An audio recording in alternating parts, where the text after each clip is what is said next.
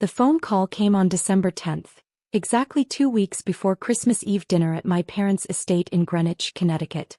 "Rachel, we need to talk about the holidays," Mom said, her voice carrying that particular tone she reserved for uncomfortable conversations. Not angry. Not sad. Just diplomatic.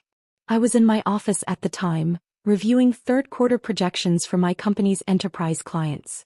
I put my pen down. "What's wrong?" "Nothing's wrong, sweetheart. It's just that this year is special. Your cousin Jessica is bringing her fiancé, Bradford Ashworth III, to Christmas Eve dinner." She paused. "The Ashworths are old money, Rachel.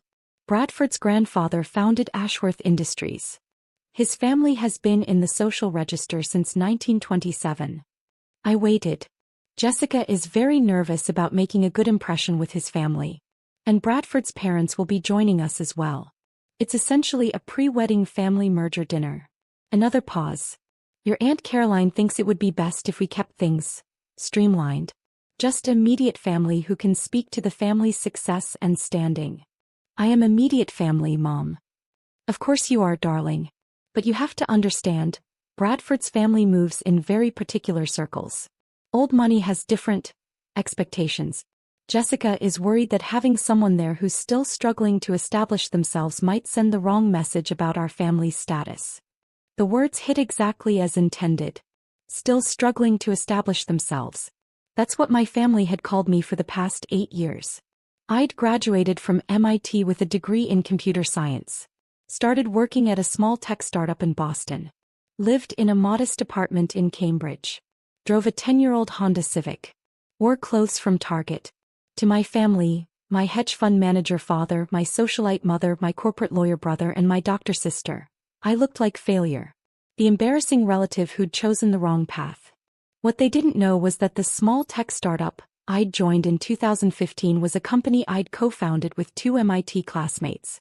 A company called Novice Analytics that specialized in AI-driven enterprise data security solutions. What they didn't know was that I owned 31% of the company. What they didn't know was that Novice Analytics had just closed a $340 million Series D funding round in October, valuing the company at $1.8 billion. What they didn't know was that my personal stake was now worth approximately $558 million. What they didn't know was that Forbes had been following our growth for 18 months and had scheduled me for a profile interview in their 30 Under 30 issue, releasing Christmas morning. I'd kept everything quiet for strategic reasons. In the beginning, I wanted to build something without family pressure or interference. My father had very specific ideas about acceptable careers. Finance, law, medicine. Technology, entrepreneurship wasn't on the list. As Novice grew, I maintained the silence to test something. I wanted to see if my family would value me for who I was rather than what I'd accomplished. I wanted to see if they'd show up for me when I appeared to have nothing. They didn't. Every family gathering became a performance of casual cruelty. My brother Derek would ask loudly, "Still at that little startup?" My sister Amanda would forget to include me in family photos. My father would sigh heavily whenever I spoke. And my mother would smile apologetically and say things like, "Rachel's still finding herself." Now apparently I'd become too embarrassing to attend Christmas. "So you're uninviting me," I said calmly. "We're not uninviting you, sweetheart. We're just asking you to understand that this particular dinner is very important for Jessica's future. Her entire life trajectory depends on this relationship with the Ashworth family. We can't risk anything that might jeopardize that. Anything like me. Rachel, please don't be dramatic. We'll do something special, just you and me, after the holidays. We can have lunch at that little cafe you like in Cambridge." That little cafe was actually a Michelin-starred restaurant where I'd held our Series C announcement dinner. But Mom had never asked about my life enough to know that. "It's fine, Mom. I understand." "You do? Oh, thank goodness. I knew you'd be reasonable about this. You're so good at understanding these things." After we hung up, I sat in my corner office, floor-to-ceiling windows overlooking Boston Harbor, and made a decision. I pulled up my contacts and called my publicist, Marcus Chen. "Marcus, the Forbes profile. When does it go live?" "Digital edition drops Christmas morning at 6 a.m. Eastern. Print edition hits newsstands the same day." "Why?" "I need you to make sure it gets maximum distribution." Contact everyone on our media list. Make sure every major outlet knows it's coming. Rachel, it's already going to be huge. Forbes 30 under 30-foot always trends. But yeah, I can amplify. What's the occasion? Just making sure my family can find it, I said. The 8 years between MIT graduation and that phone call had been carefully constructed. I'd met my co-founders David Park and Jennifer Wu in our junior year. We'd all been working on different aspects of cybersecurity research. Jennifer was brilliant with encryption algorithms. David could spot vulnerabilities in any system within minutes. I specialized in machine learning applications for threat detection. We started Novice Analytics in Jennifer's basement apartment with $47,000 we'd scraped together from summer internship savings and a small grant from MIT's entrepreneurship program. Our first product was crude but functional. An AI system that could learn normal network behavior and flag anomalies in real time.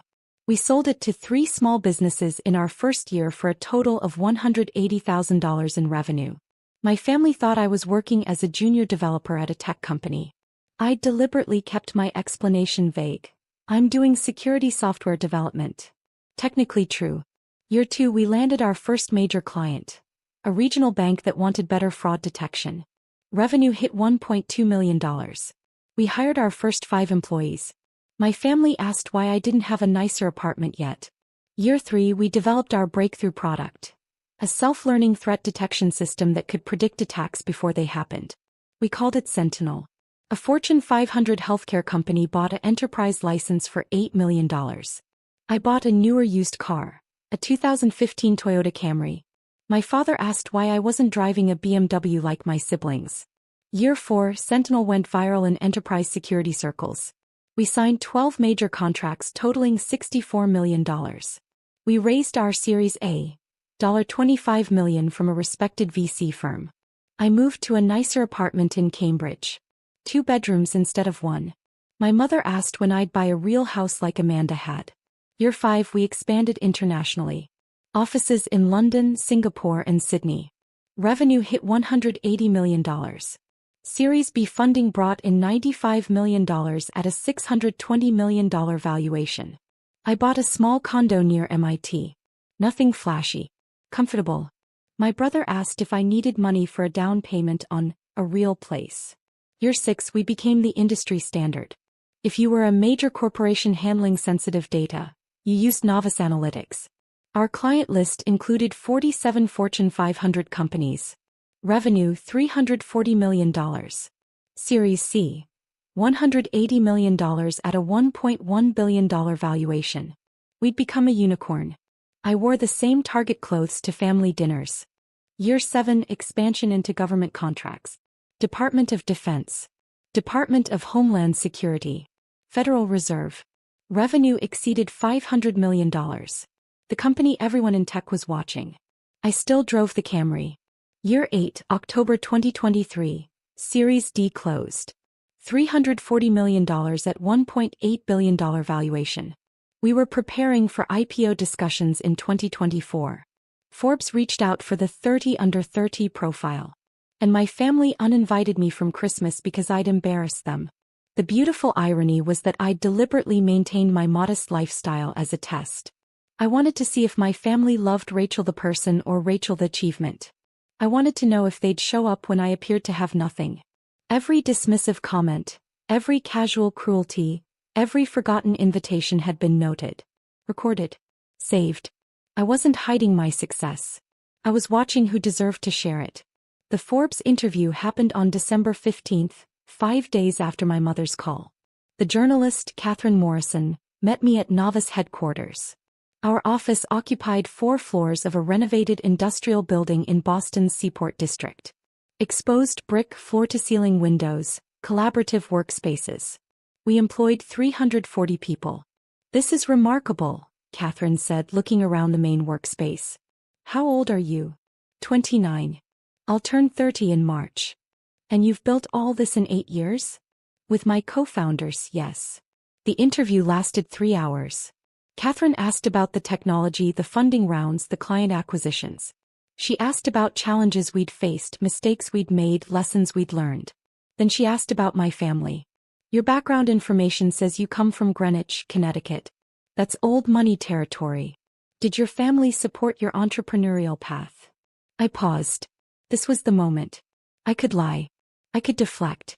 I could protect them. Dad, I told the truth. My family doesn't know what I do, I said. They think I work at a small tech company making a modest salary. They've never asked for details. They've decided I'm the failure of the family, and they've never been curious enough to investigate whether that assumption is true. Catherine's pen stopped moving. They don't know you're worth $500 million? They don't know I co-founded Novice. They don't know my title is Chief Technology Officer. They don't know I hold 31% equity. They've never asked to visit my office. They've never asked about my work beyond still at that little startup? I smiled.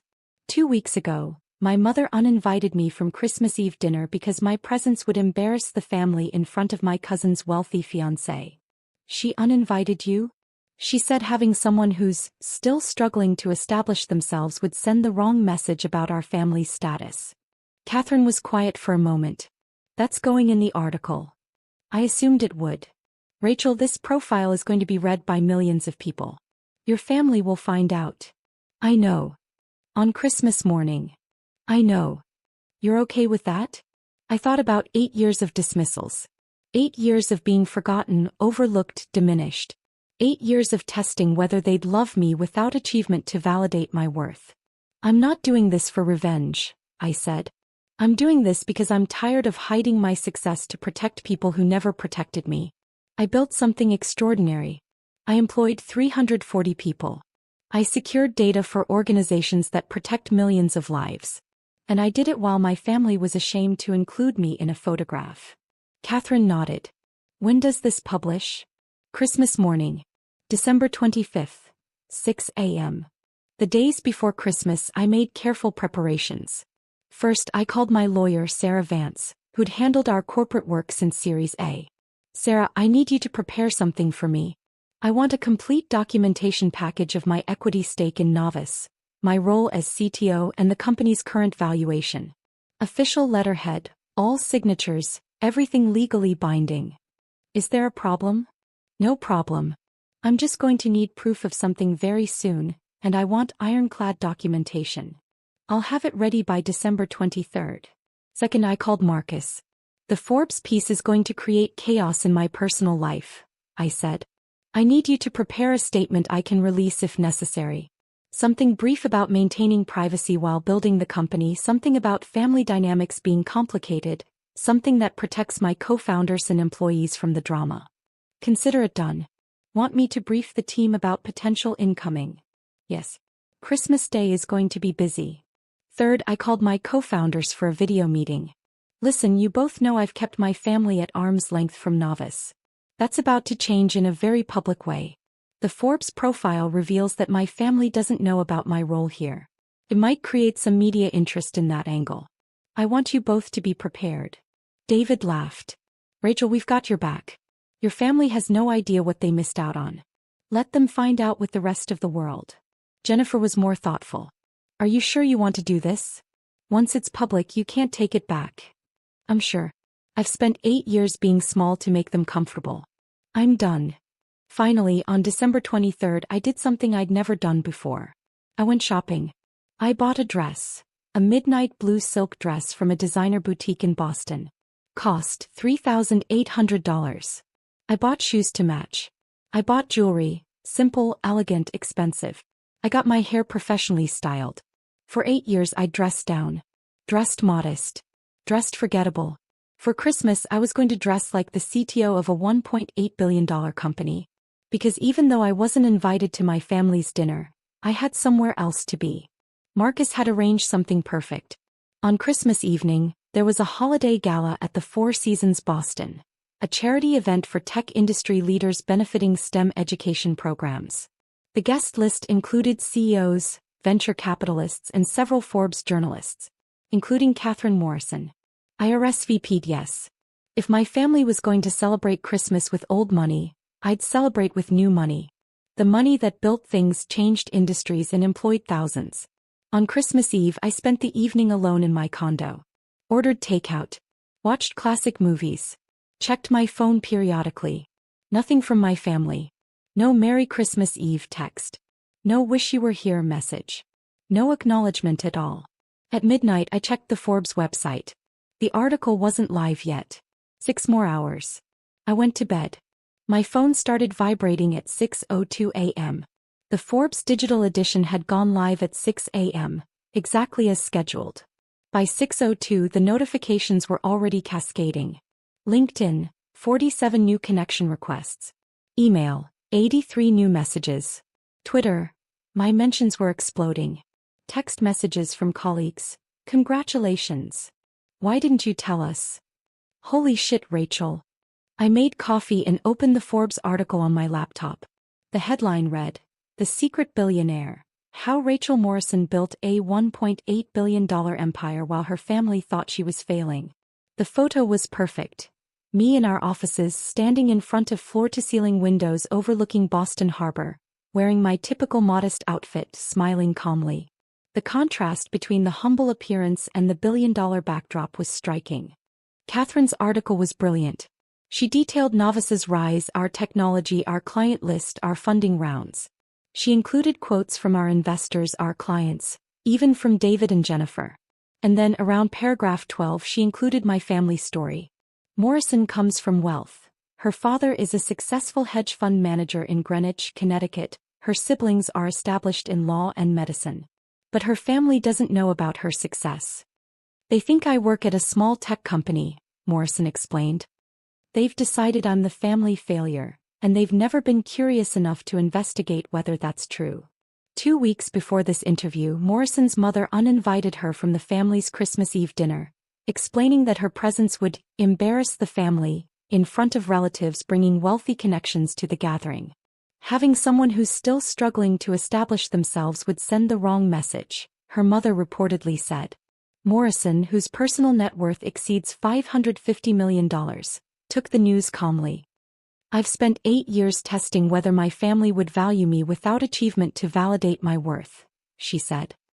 They didn't. The article continued with business details, technology insights, and future projections. But that section, those 3 paragraphs, were already being screenshot and shared across social media. By 7 a.m., Rachel Morrison was trending on Twitter. By 8 a.m. my phone rang. I let it go to voicemail. It rang again immediately. That voicemail. Derek called. Amanda called. Aunt Caroline called. I turned off my phone and went for a run. When I returned at 10 a.m. I turned my phone back on. 127 missed calls. 286 text messages. I scrolled through them. Mom, 6:15 a.m. Rachel, call me immediately.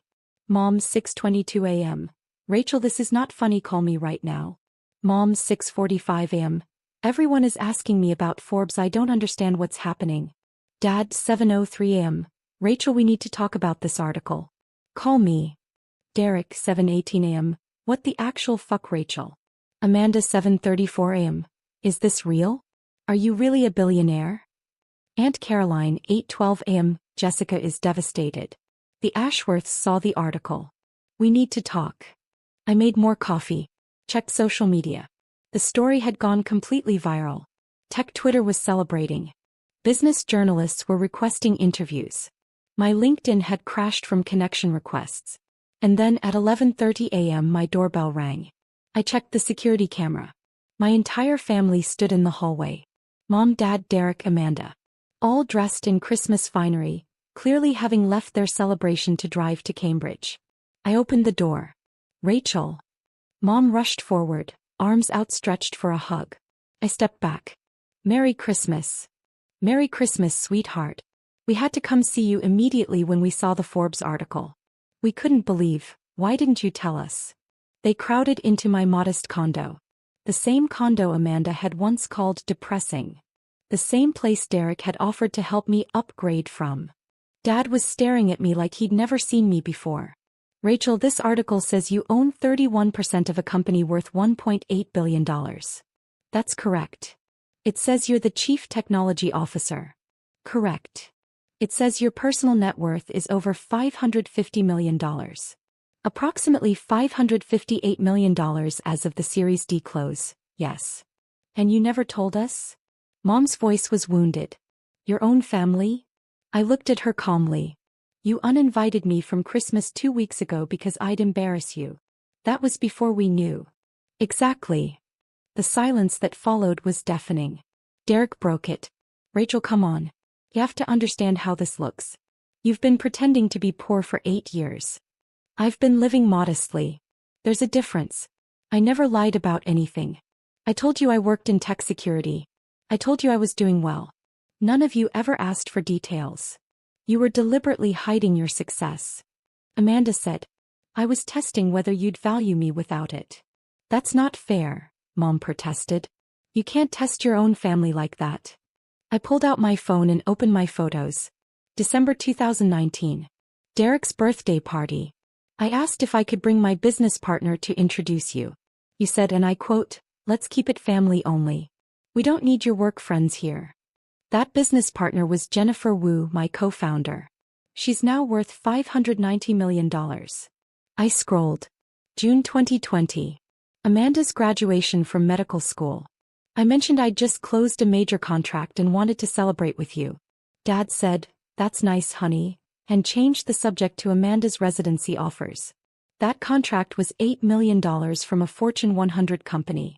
I scrolled again. November 2021. Thanksgiving. I tried to explain what my company does.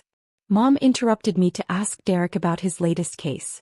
You literally stopped me mid-sentence to talk about Derek's work instead. We didn't know it was important. Mom said. You didn't ask if it was important. You assumed it wasn't. You assumed I wasn't. Dad's voice was quiet. Rachel, we made mistakes. But you're our daughter. We love you. You love the daughter who's worth $558 million. 2 weeks ago, you didn't love me enough to include me in Christmas dinner.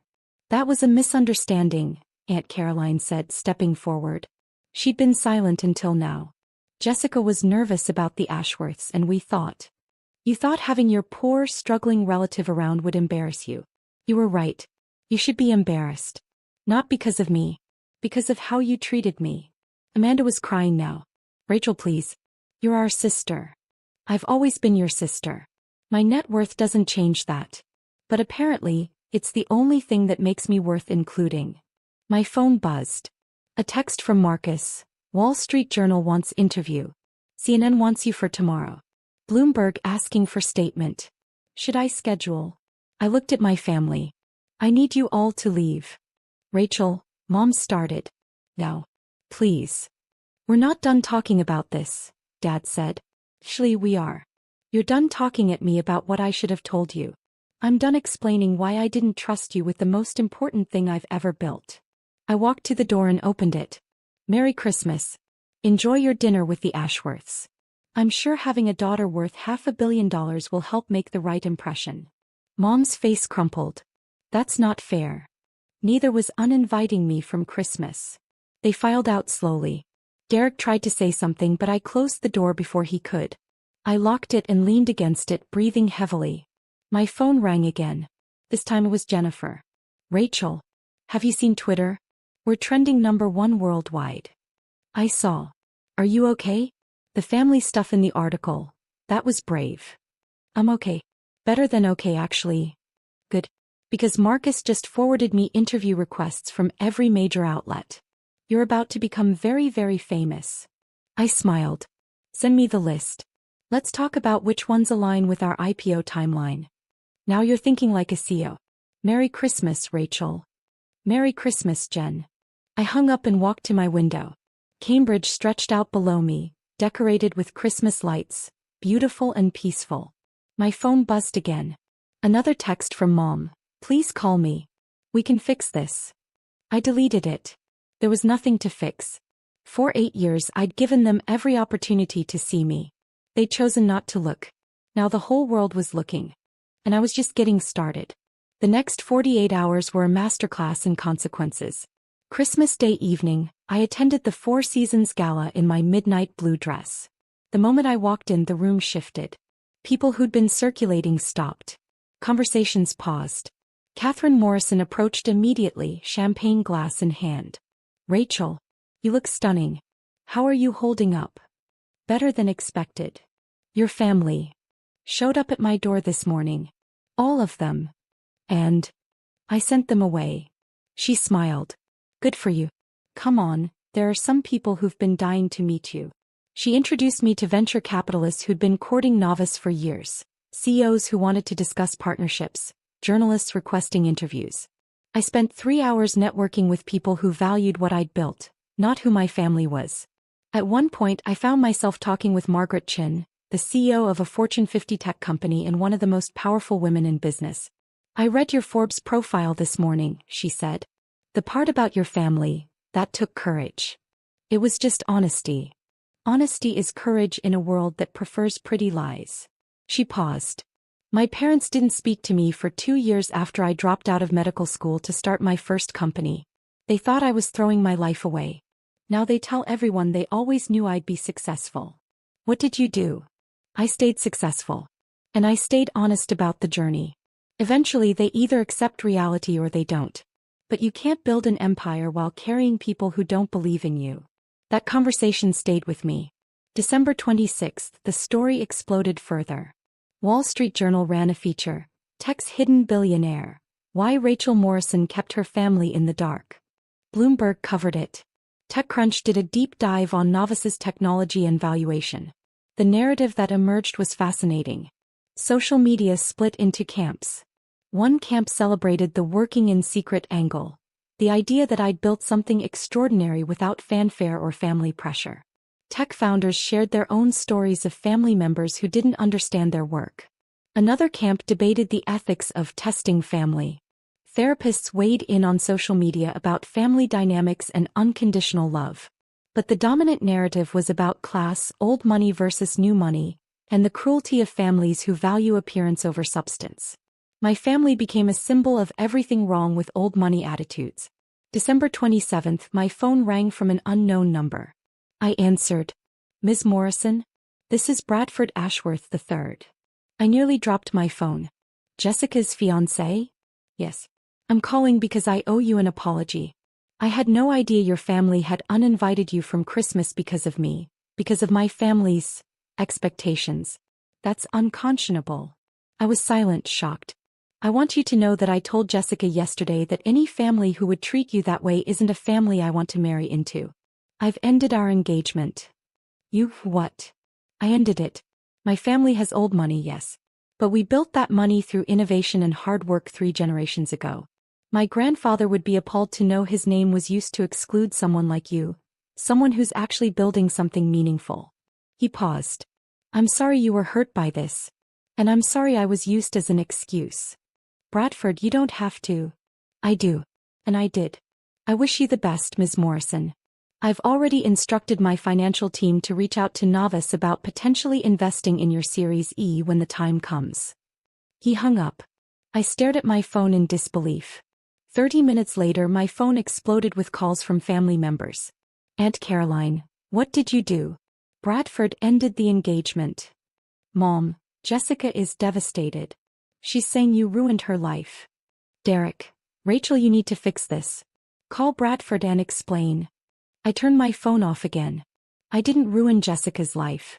She ruined her own engagement by being part of a family that excluded people based on perceived wealth. Bradford Ashworth III, despite his old money pedigree, had more integrity than my entire family combined. December 28th, I received a letter via courier. It was from my father, handwritten on his personal stationery. Rachel, I have spent 3 days trying to understand how we got here. I have read the Forbes article 17 times. I have read every comment, every think piece, every social media discussion about our family. I want to tell you that we didn't mean to hurt you. I want to tell you that we always loved you. I want to tell you that we simply didn't understand. But those would be excuses. The truth is that we valued achievement over character. We valued appearance over substance. We valued what you could do for the family's image rather than who you were as a person. Your mother is devastated. Your siblings are confused and hurt. Your aunt is furious about Jessica's broken engagement. But none of their feelings matter as much as this. You were right. You built something extraordinary while we dismissed you. You proved yourself while we doubted you. You succeeded while we predicted failure. And when your success became public, our first thought wasn't pride. It was how we could benefit from it. I am ashamed. I don't expect forgiveness. I don't expect reconciliation. I'm writing because you deserve to know that I finally see what I couldn't see before. You didn't need us to succeed. But we needed you to matter. I'm sorry we failed you. That. I read the letter 3 times. It was the most honest thing my father had ever said to me. It also didn't change anything. 6 months later, I stood in the New York Stock Exchange wearing a custom navy suit, watching Novice Analytics go public. The IPO priced at $32 per share, valuing the company at $4.2 billion. My stake was now worth $1.3 billion. Jennifer, David, and I rang the opening bell together. Our 340 employees cheered from the trading floor. Our investors celebrated. Our clients sent congratulations. My family wasn't there. I'd invited them actually. Sent formal invitations through my lawyer in March. Mom declined via text. We don't want to intrude on your professional moment. The truth was simpler. They were ashamed to face the public scrutiny. After the Forbes article went viral, our family dynamics had become a case study in business schools, psychology courses, and family therapy sessions. The Morrison family case was taught at Harvard Business School as an example of how families can damage high-performing members through exclusion and dismissal. My mother couldn't attend a charity luncheon in Greenwich without someone asking about that Forbes article. My father had resigned from 2 boards when members kept bringing it up. Derek and Amanda had both reached out several times. Derek apologized genuinely. Amanda sent long emails about family therapy and healing. I'd responded politely but maintained distance. The person who surprised me most was Jessica. She'd called in February, 3 months after Bradford ended their engagement. Rachel, I need to apologize. Actually, I need to do more than apologize. I need to thank you. For what? For exposing exactly who I'd become. Bradford was right to end things. I was so focused on marrying into the right family that I forgot to be a decent human being. I excluded you because you didn't fit my image of success. That's unforgivable. Jessica. Let me finish. I've spent 3 months in therapy. Real therapy, not just venting to a counselor. I'm learning that I constructed my entire life around other people's approval. I don't even know what I actually want. She paused. I enrolled in a master's program. Social work. I start in the fall. Social work. I want to help families that are struggling. Real struggling, not can't afford the right country club. Struggling. I want to do something that matters. We'd met for coffee after that. Started rebuilding something. Not the cousin relationship we'd had before, but something more honest. Now at the NYSE watching our stock ticker, envious, flash on screens, my phone buzzed. Jessica, watching the live stream. So proud of you. You did this. Bradford Ashworth 3. Congratulations, Ms. Morrison. Told you we'd invest in Series E. Looking forward to our partnership. Marcus, stock up 34% in first hour. You're officially a billionaire. How does it feel? I looked around the trading floor. At Jennifer, who'd believed in our technology from day one. At David, who debugged code at 3 a.m. in Jennifer's basement. At our employees who'd built this company into something that mattered. I thought about my family, absent but finally honest about why. I thought about 8 years of testing, watching, building in secret while being dismissed as a failure. I thought about the choice I'd made to value authenticity over approval. And I realized something. I wasn't relieved that they finally saw my success. I was relieved that I'd stopped needing them to. My phone rang. Unknown number. I almost declined, but something made me answer. Rachel Morrison speaking. Ms. Morrison, this is Governor Williams's office. The governor would like to know if you'd be available for a meeting next week to discuss a new STEM education initiative she's launching. She was very impressed by your Forbes profile and your commitment to educational access. I smiled. I'd be honored. Have your office send the details to my assistant. After I hung up, Jennifer appeared at my elbow. Everything okay? Everything's perfect. Governor wants to meet about education programs. Of course she does. You're Rachel Morrison, billionaire tech CEO who built an empire while her family thought she was failing. He grinned. Never gets old. It really doesn't. We watched the stock ticker together. NVS climbing, climbing, climbing. Hey Rachel. Jennifer said quietly. Yeah. I'm glad you kept a secret from them. I'm glad you protected what we built until it was strong enough to speak for itself. Me too. And I'm glad you're my friend, not just my co-founder. I looked at her. My actual family, the one I'd chosen, the one that had showed up when I appeared to have nothing. Me too, I said. My phone buzzed one more time. Mom, watching the stock exchange coverage. You look beautiful. I'm sorry I'm not there. I understand why. I love you. I stared at the message for a long moment. Then I typed back, I love you too. But love isn't enough anymore. It has to be accompanied by respect, curiosity, and belief. When you're ready to offer those, we can talk. I hit send and put my phone away. The stock ticker showed NVUS at $43.50, up 36%. Jennifer raised her champagne glass. To novice. David appeared with his own glass. To the team. I raised mine. To building things that matter with people who believed in us when we had nothing to offer but potential. We clinked glasses. Below us, the trading floor roared with activity. Our company, our creation, our proof that success isn't about where you come from or who believes in you. It's about what you build when no one's watching. And I'd built something extraordinary. The Forbes cover that had exposed my family's cruelty was framed now, hanging in our office lobby. Not as a trophy of revenge, but as a reminder. The people who dismiss you when you're building are rarely the people you want celebrating when you've succeeded. I'd learned that lesson at Christmas. And I'd never forget it.